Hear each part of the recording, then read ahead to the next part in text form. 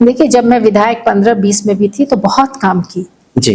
दुर्भाग्यवश हमारी जो पार्टी है, आरजेडी गरीब पार्टी है, बीजेपी के जैसे प्रचार प्रसार करने का हम लोग के पास माध्यम कम है।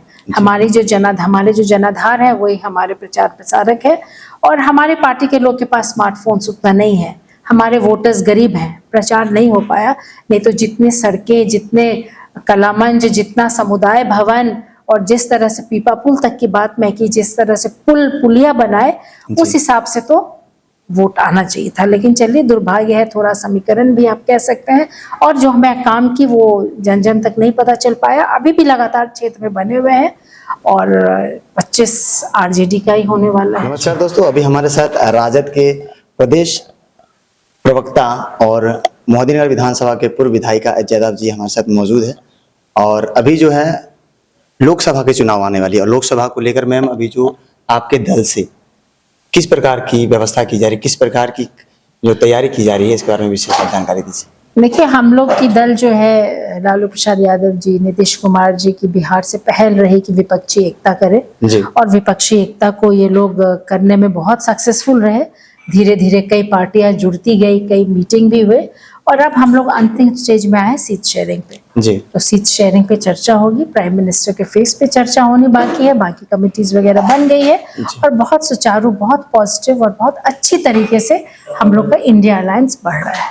मैम, हालांकि आप हमारे मोहद्दीनगर विधानसभा से विधायिका रही है, और हमारे यहाँ की जो लोकसभा है उज्जियारपुर, तो यहाँ से आपके जो महागठबंधन की सरकार है, कैसे उम्मीदवार ला रहे हैं, और क्या सब हम लोग आंकड़ा लगा पा रहे हैं? देखिए, अभी सीट शेयरिंग का मुद्दा सॉल्व नहीं हुआ है। सबसे पहले तो डिसीजन लिया जाएगा कि किस पार्टी को ये सीट जाएगी, उसके बाद कैंडिडेट पे विचार किया जाएगा। थोड़ा पेशेंस रखिए, जैसे इस पे कुछ चर्चा होती है जरूर आप तक हम पहुंचाएंगे। फिलहाल में राजद के जो सांसद मनोज झा है और महागठबंधन को समर्थन करने वाले जो हमारे आनंद मोहन जी हैं, उन दोनों के बीच में जाति को लेकर बहुत बड़ा एक सवाल, बहुत बड़ा मुद्दा सामने आया है, जो कि लोकसभा में बोल बैठे थे।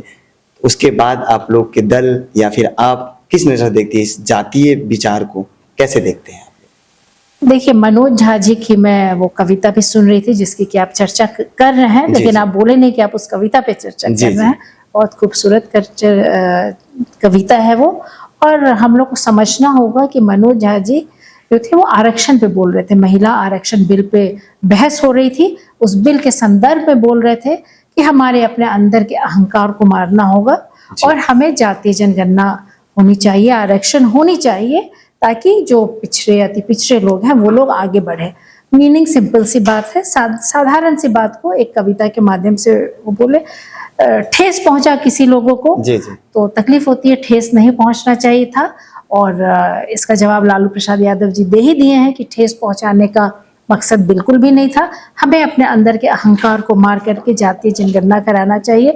जिनको आरक्षण मिलना चाहिए उन तक आरक्षण पहुंचे, और इस पे किसी भी तरह की जाति की बात नहीं है, कोई लड़ाई झगड़े की बात नहीं है। मनोज झा जी ने बहस की, और ठीक है, एक आध टिप्पणियां इस पे हुई, लेकिन लालू प्रसाद यादव जी तो इसका जवाब दे ही दिए, और अब ये मैटर क्लोज हो गया है। हालांकि एक दिन पहले आप किसी मीडिया चैनल के माध्यम से आरक्षण को लेकर, महिला आरक्षण को लेकर डिबेट चल रहा था, वहां मैंने देखा था आपके डिबेट को। इस पर आप किस आधार से देखती हैं, क्या होना चाहिए आपके स्तर से? देखिए, महिला होने के नाते मेरा जो विचार है वो मेरे पार्टी के शीर्ष नेतृत्व का विचार है, वही हमारी पार्टी का विचार है। महिला बिल को लेकर के बहुत दिन से चर्चा हो रही है, ये कोई 10 दिन 15 दिन की चर्चा नहीं है, ये 20 साल पहले से चर्चा हो रही है। और हमारी पार्टी का मानना है, जब आधी आबादी की 50% है तो उन्हें 50% आरक्षण क्यों न मिले? जब हमारे देश में कई जातियां हैं तो जातीय जनगणना हो, आरक्षण के अंदर आरक्षण मिले, ये हमारी जाति चाहती है, ये हम लोग भी चाहते हैं। अगर सही मायने में हमारी पार्टी कहती है कि महिलाओं को ऊपर उठाना है, तो हर वर्ग की महिला लोकसभा में हो, हर वर्ग की महिला की रिप्रेजेंटेशन स्टेट लेजिस्लेटिव असेंबलीज में हो। नहीं तो अफ्लुएंट फैमिलीज की महिला, संपन्न परिवार की महिलाएं ही लोकसभा और स्टेट लेजिस्लेटिव असेंबली पहुंचेंगी, जिनको ये नहीं मालूम है कि जमीनी हकीकत क्या है। तो हमारा मानना है कि जातीय जनगणना हो, रिजर्वेशन में रिजर्वेशन महिलाओं को मिले, और 50% महिलाओं की आबादी है तो 50% रिजर्वेशन मिले। सीधी सी बात है, हम लोग सोशल जस्टिस की बात करते हैं, हम लोग के जो कहते हैं वो करते हैं, और हम लोग की लड़ाई सोशल जस्टिस पे टिकी रहेगी। तो फिर ये जाति को लेकर जो बढ़ावा दिया जाता है राजनीतिक स्तर से, तो उसको किस प्रकार से तोड़ा जाए? आप लोग इसमें किस प्रकार से काम करें कि जाति की जो विखंडता है उसको कैसे एक किया जाए? देखिए, आप लालू प्रसाद यादव जी के विचारों की गहराई तक नहीं जाते हैं। सोशल जस्टिस की बात वो करते हैं, हर जाति को एक प्लेटफॉर्म पे लाया जाए। जब तक पिछड़ा, अति पिछड़ा, इकोनॉमिकली बैकवर्ड, सोशली बैकवर्ड लोग और जो स्वर्ण जाति के हैं, सब जब तक एक प्लेटफॉर्म पे नहीं आएंगे तब तक जाति की बात होती रहेगी। आप रिजर्वेशन दे, जो पिछड़ा, अति पिछड़ा, जो इकोनॉमिकल वीकर सेक्शन है, सबको उस प्लेटफॉर्म पे लाए जिस प्लेटफॉर्म पे संपन्न लोग हैं, अपने आप जातिवाद खत्म हो जाएगा। लेकिन जब तक हमारे समाज में एक गैप रहेगा between class and between caste, जातिवाद नहीं खत्म होने वाला है। लालू प्रसाद यादव इसी सोशल जस्टिस की बात कर रहे हैं कि रिजर्वेशन दो और सबको एक प्लेटफॉर्म पे लाओ। इससे एक और प्रश्न आता है कि जो हमारे यहाँ की जनता है, बिहार की जो जनता है, वो जो पासवान है, पासवान के नेता को कहते हैं कि हमारा ये नेता है, जो मल्लाह है कहते हैं मल्लाह हमारा नेता है, यादव कहते हैं यादव हमारा नेता है, ऊपरी जो है कहते हैं वो हमारे ऊपरी पद के जो नेता है।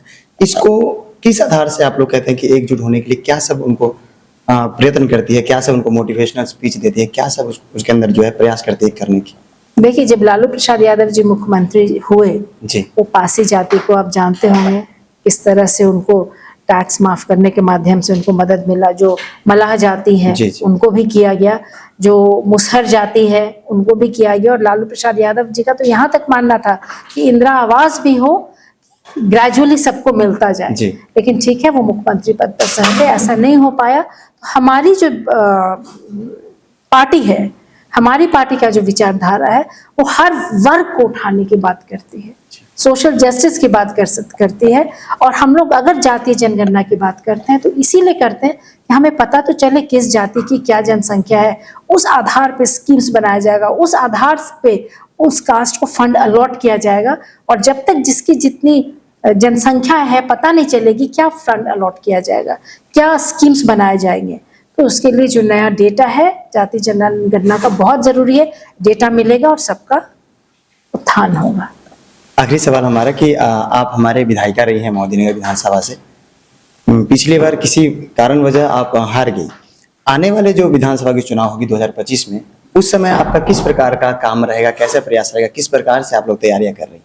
देखिए, जब मैं विधायक 15-20 में भी थी तो बहुत काम की। जी, दुर्भाग्यवश हमारी जो पार्टी है, आरजेडी गरीब पार्टी है, बीजेपी के जैसे प्रचार प्रसार करने का हम लोग के पास माध्यम कम है। हमारे जो जनाधार है वही हमारे प्रचार प्रसारक है।